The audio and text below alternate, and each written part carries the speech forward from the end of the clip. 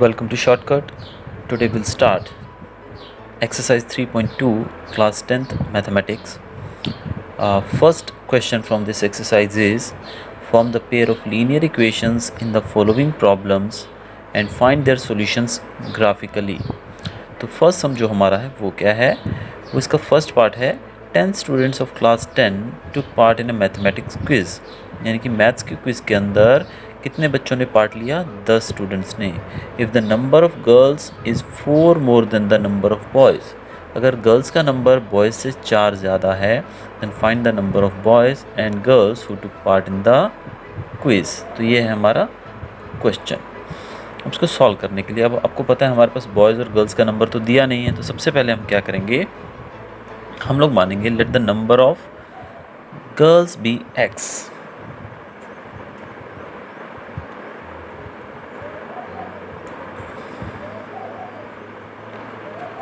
Let the number of girls be x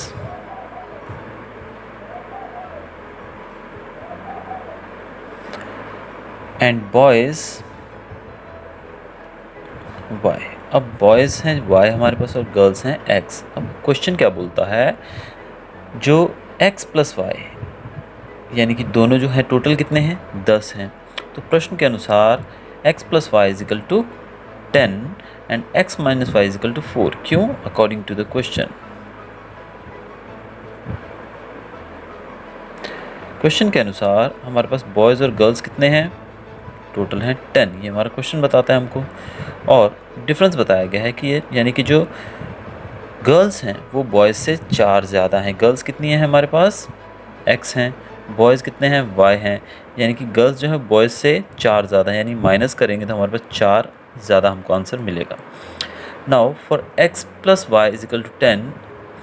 अब x plus y is equal to 10 हम x की value निकाल लेते हैं. अब सपोज अब यही ले लिया हमने, तो x इज इक्वल टू ये जो y है उधर जाके नेगेटिव हो जाएगा, तो 10 माइनस वाई हो जाएगा. तो इस प्रकार से हमें x की वैल्यू मिल गई है. अब हम x की वैल्यू हमको मिल चुकी है, अब हम x की वैल्यू पुट कर सकते हैं कहीं भी. तो देखते हैं हम क्या करेंगे, x और y लिया हमने.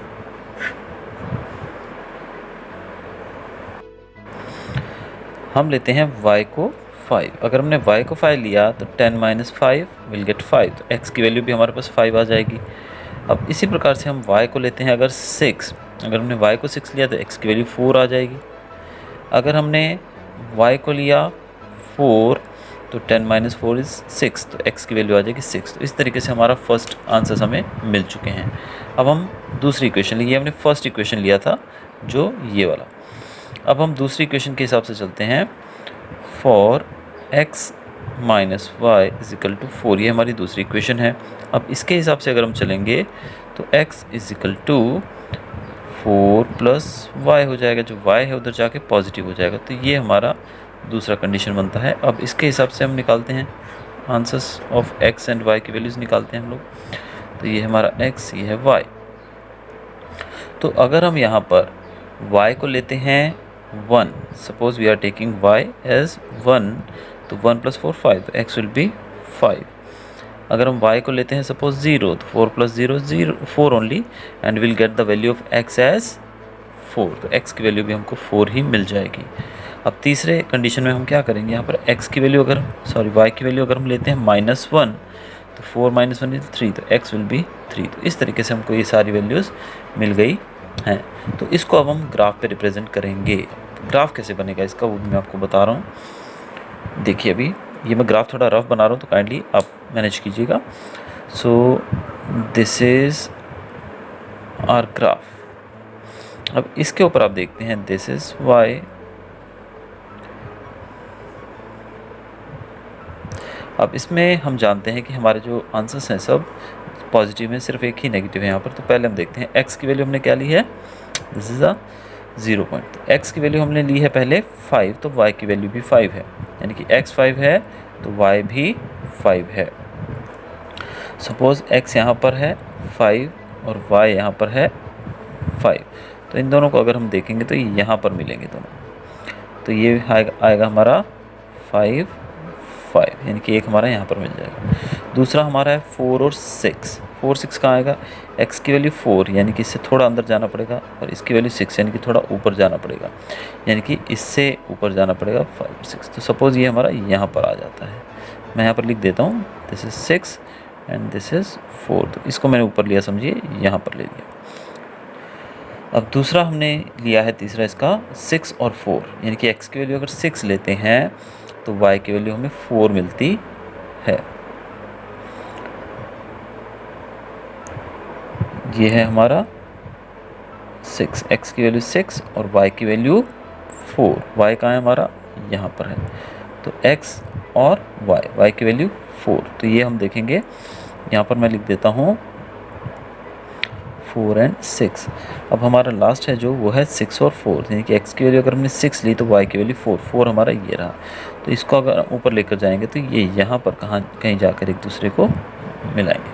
अब हमारे ये तीनों आंसर्स हमें मिल चुके हैं, अब हम इसको ज्वाइन कर सकते हैं। अब इस लाइन को आप इस प्रकार से ज्वाइन कर सकते हैं। तो ये आपकी पहली लाइन, स्ट्रेट लाइन जो बन जाएगी। ये कौन सा है हमारा, x plus y is equal to 10। ये हमारी फर्स्ट इक्वेशन है, x plus y is equal to 10। अब हम दूसरा जो है उसको देखते हैं। उसमें क्या था, हमारा पहला x 5 है और y 1 है। x 5 यानी कि हमारा x है, x 5 है, और ये हमारा y 1 है, यानी कि यहाँ कहीं आएगा, इस जगह पर आएगा, यानी कि ये 5 और ये 1, ये यहाँ आ गया हमारा। दूसरा है 4 और 0, x इज़ 4, x हमारा 4 ये रहा, और ये 0, यानी कि वो कहीं नहीं जाएगा, वो यहीं पर रहेगा, 4 और 0। तीसरा है हमारा 3 और -1, 3 कहाँ आएगा हमारा, यहाँ पर, ये रहा 3 हमारा, और -1 यानी कि नीचे की तरफ आएगा। तो -1 सपोज हमारा यहाँ पर है, तो इसको हम 3 के सामने यानी कि यहाँ पर ये बनेगा। अब इन तीनों को हम ज्वाइन कर देंगे, देखिए तो हम पाएंगे कि ये एक पॉइंट पर मिल रहे हैं।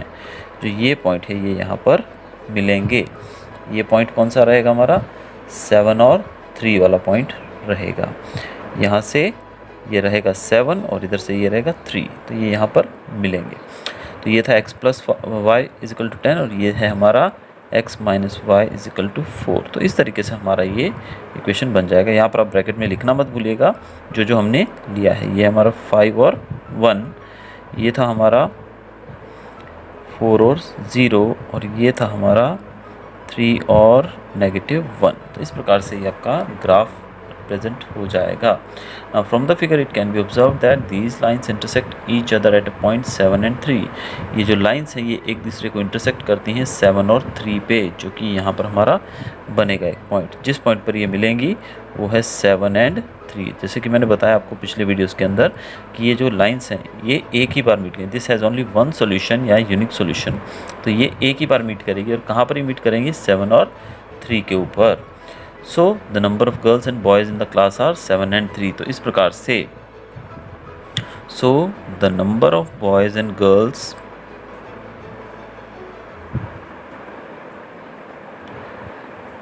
in the class is 7 and 3। अब आप जानते हैं कि 7 - 3 इज इक्वल टू 4, यानी कि ये कंडीशन भी हमारी सार्थक हो रही है, और टोटल अगर करें दूसरी कंडीशन के हिसाब से तो वो 10 भी आ रहा है, यानी कि डिफरेंस इन दोनों का 4, इनका एडिशन जो है वो 10 आ रहा है। तो हम कह सकते हैं कि हमारा आंसर एकदम सही है। तो चलिए कंटिन्यू करते हैं इसका अगला सम, यानी कि सेकंड सम फर्स्ट का। अब क्वेश्चन क्या पूछा गया है यहाँ पर, 5 pencils and 7 pens together cost ₹50, यानी कि 5 पेंसिल और 7 पेन अगर एक साथ खरीदे जाएँ तो उसका कॉस्ट है ₹50। मेरे 7 पेंसिल्स एंड 5 पेन्स, अगर आप 7 पेंसिल और 5 पेन खरीदते हैं एक साथ तो कॉस्ट आपको देना पड़ता है ₹46। Find the cost of 1 pencil and that of a pain on. अब हमें कॉस्ट बताना है एक पेंसिल का और एक पेन का। तो जैसे कि हमने फर्स्ट सम किया था लेट करके, वैसे ही हम ये क्वेश्चन जो है इसको भी लेट करके करेंगे। अब कैसे करना है इसको ये हम देखते हैं। तो जैसे कि हमारे पास यहाँ पर ना ही पेन का कीमत दिया गया है ना ही पेंसिल का कीमत दिया गया है, तो हम क्या करेंगे, इन दोनों में हम दोनों को लेट करेंगे। क्या करेंगे, दोनों को लेट, यानी कि दोनों को मानना पड़ेगा कि हम एक का x मानते हैं और दूसरे का y मानते हैं। तो चलिए let the cost of 1 pencil be x rupees. Let the cost of 1 pencil be rupees x, हमने एक पेंसिल का एक्स माना और 1 पेन यानी कि एक पेन का हमने मान लिया वाई रुपीज़, यानी कि एक पेन का हमने एक्स रुपीज़ माना और एक का वाई रुपीज़ मान लिया। अब क्वेश्चन के हिसाब से क्या करें, अगर हम कितनी पेन्स लेते हैं, अगर हम 5 पेंसिल्स लेते हैं यानी कि 5x और 7 पेन्स लेते हैं यानी कि 7y, क्योंकि x पेंसिल को रिप्रेजेंट करता है और y पेन को, तो 5x प्लस 7y, तो हमें कितने रुपए देने पड़ते हैं 50। और अगर हम 7 पेंसिल्स लेते हैं और 5 पेन्स लेते हैं तो हमें देने पड़ते हैं 46 रुपीज़। अब ये दो इक्वेशंस आपका बन गए हैं। अब इसके हिसाब से हम लोग कर सकते हैं। अब हम फर्स्ट इक्वेशन लेते हैं, for 5x plus 7y is equal to 50 will take out the value of x। अब x को यहाँ छोड़ दीजिए और बाकी सब कुछ जो है उधर ले जाइए। x इज इक्वल टू, ये 50 तो है ही, तो 50 को छोड़ दीजिए, ये प्लस 7y जो है उधर जाके माइनस 7y हो जाएगा और ये 5 इधर मल्टीप्लाई हो रहा है, इधर आके डिवाइड हो जाएगा। तो ये आपका इक्वेशन बन जाएगा। इसके हिसाब से आप सॉल्व करेंगे इसको। ये रहा हमारा x और y की वैल्यू हमें निकालनी है। तो देखते हैं, अब इस इक्वेशन के अंदर हम वैल्यू पुट करेंगे। सपोज हम y की वैल्यू लेते हैं 5, क्या लेते हैं y की वैल्यू 5।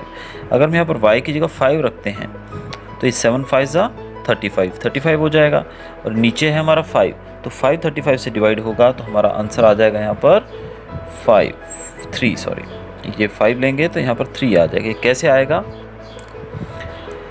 हमने यहाँ पर 5 रखा तो 7 5 35 यानी कि 50 में से 35 गया तो बचेगा हमारा 15, 5 डिवाइडेड बाई 15 विल बी 3। तो इस तरीके से हमारा आंसर आ गया 3। अगर हम y की वैल्यू पुट करते हैं 0 तो 7 0 से 0 हो जाएगा, तो यानी कि 5 10 50, तो 10 आ जाएगा। अगर हम यहाँ पर y की वैल्यू पुट करते हैं 10 तो 7 10 70, 50 में से माइनस 70 जाएगा तो माइनस 20 बचेगा, तो 5 4 20 यानी कि -4 हमारा आंसर आएगा। तो ये हमारा फर्स्ट जो है पार्ट, वो हमारा फर्स्ट इक्वेशन के आंसर्स निकल चुके हैं। अब हम लेते हैं सेकंड इक्वेशन जो कि है हमारी 7x plus 5y is equal to 46। अब इसमें हम क्या करेंगे, यहाँ पर x को छोड़ देंगे और बाकी सब कुछ उस तरफ ले जाएंगे। 46 माइनस 5y अपॉन 7। अब यहाँ पर हम फिर से एक बॉक्स बनाएंगे जैसे कि हमने पीछे बनाया है, ताकि हम वैल्यूज़ उसमें पुट कर सकें x और y की। तो x एंड y। अब हम y की वैल्यू यहाँ पर लेते हैं। सपोज हमने y की वैल्यू ली -2, तो 5 2 10 यानी कि ये प्लस 10 हो जाएगा। अब 46 प्लस 10 56 हो गया, 7 डिवाइडेड बाई 56 देन 8, तो हमारा 8 आ गया। अगर हम y की वैल्यू लेते हैं 5, हमने 5 ली सपोज इसकी वैल्यू, तो 5 5 25, तो 16 में से 25 माइनस होगा तो हमें हमारा बचेगा 21, तो 21 मतलब 7 3 21। अगर हम y की वैल्यू पुट करते हैं 12, तो 12 5 60, ये -60 है, ये है 46, तो -14 बचेगा, तो 7 2 14 यानी कि -2। तो इस तरीके से हमारे दोनों ही जो सॉल्यूशंस है 3 हमें मिल चुके हैं। अब हम इनको ग्राफिकली टेबल पे उतारेंगे, जैसे मैंने आपको पिछले सम में बताया था कि आपको कैसे ये करना है। आपने जो ग्राफ बनाना है, तो ये ग्राफ जो आपका रहेगा, ये जिस भी पॉइंट पर जाकर मिलता है दैट्स योर आंसर। यानी कि पिछले सम में जैसे मैंने आपको ऊपर वाले सम में बताया था कि किस प्रकार से जब आप दोनों इक्वेशंस को इस पर डालेंगे, दोनों सॉल्यूशंस को डालोगे, तो यहाँ पर एक पॉइंट ऐसा रहेगा जहाँ पर ये दोनों लाइनें एक दूसरे को कट करेंगी और वही रहेगा इसका सॉल्यूशन। अब हम करेंगे क्वेश्चन नंबर 2 का थर्ड सम। 2 के अंदर 3 सम्स हैं, जिसमें से 2 सम्स आप खुद करेंगे, एक सम मैं आपको करवा दे रहा हूँ। थर्ड सम जो है हमारा वो क्या है, 6x minus 3y plus 10, 6x minus 3y plus 10 is equal to 0। और दूसरा है हमारा 2x minus y plus 9 is equal to 0।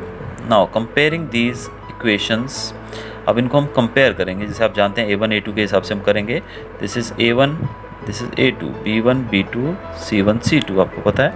तो A1 यहाँ पर है 6/2, A2 है यानी कि A1 अपॉन A2। अब हम लेंगे B1 अपॉन B2, ये क्या रहेगा हमारा -3 और -1। अब हम लेंगे C1 और C2, ये क्या है हमारा 10 और 9। अब देखते हैं हम क्या है यहाँ पर, पहले इसको रिड्यूस फॉर्म में ले लेना है हमको। 2 3 ज़ा 6 एंड 2 1 ज़ा 2।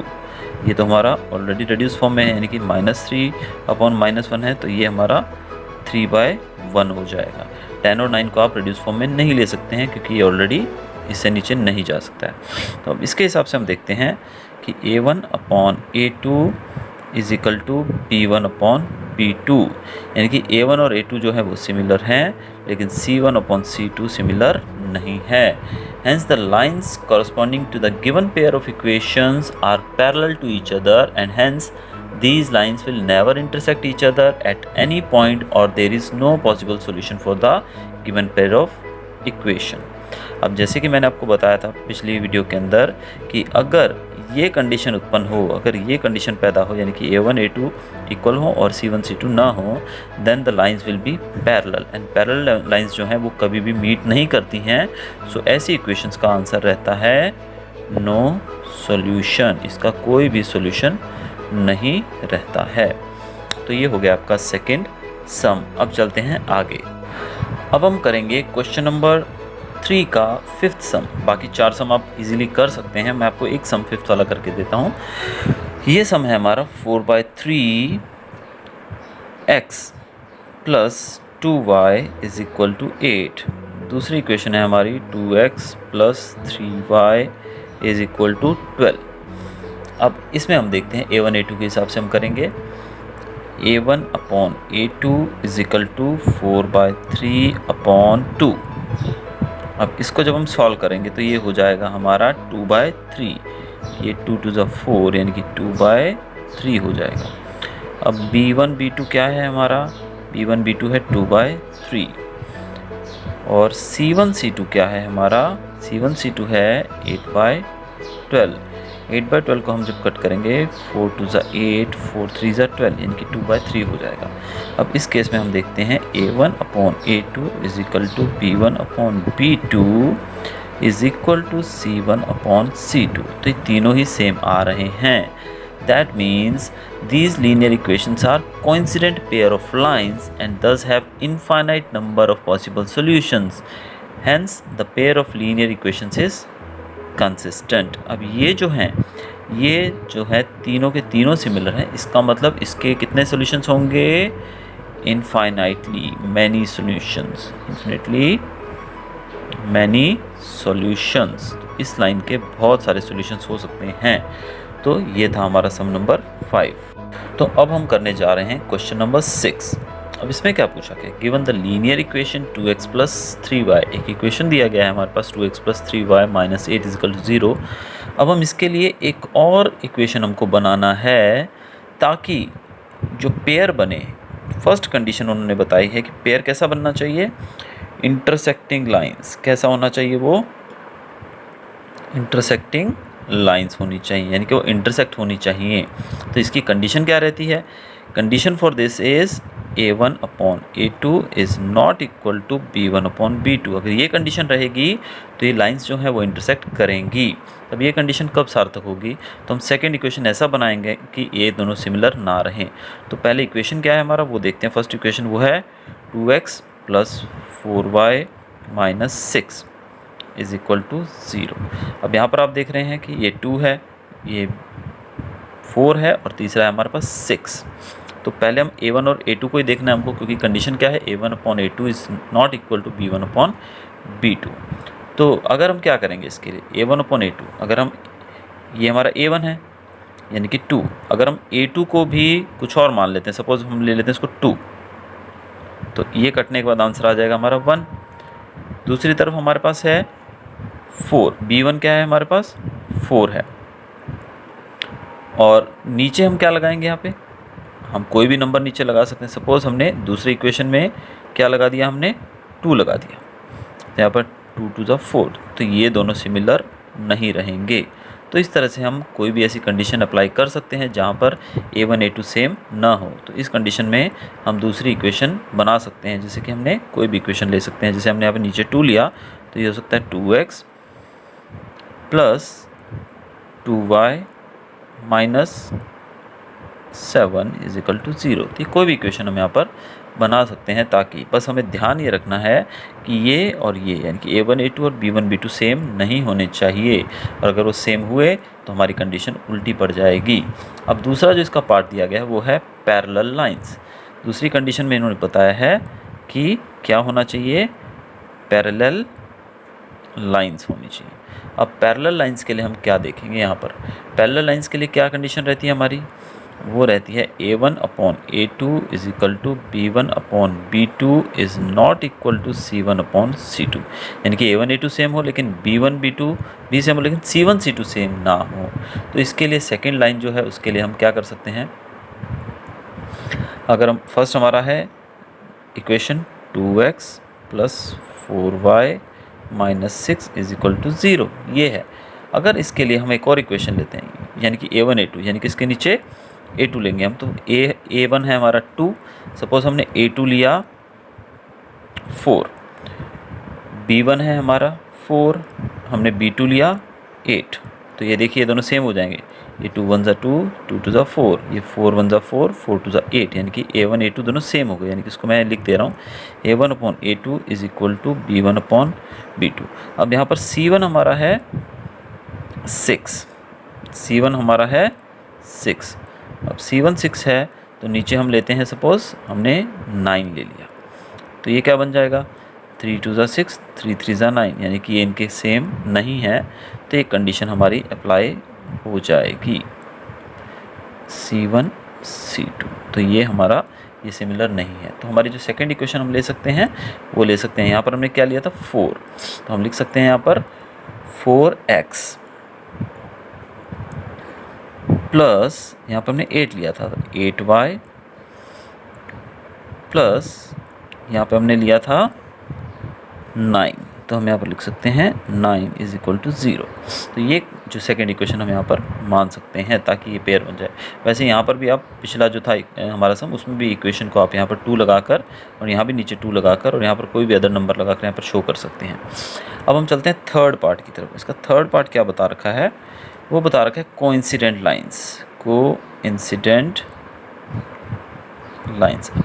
लाइंस के लिए क्या कंडीशन रहती है, कंडीशन रहती है a1 upon a2 is equal to b1 upon b2 is equal to c1 upon c2, यानी कि तीनों सिमिलर होने चाहिए।